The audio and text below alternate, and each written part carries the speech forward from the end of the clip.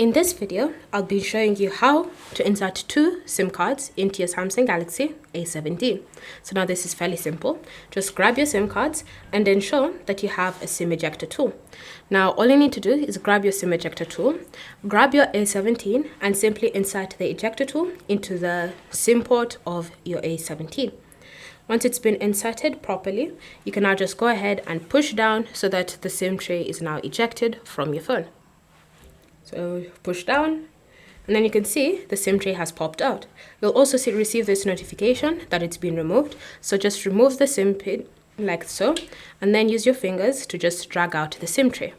From here, you should see the places where you can insert your SIM cards. So go ahead and grab your SIM card and just click it into place, ensuring that the metal end is facing down like so.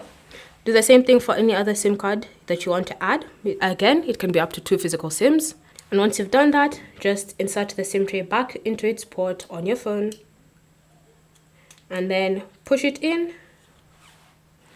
into place like so, and the pop-up should have disappeared from your screen, showing that the SIM tray has been registered.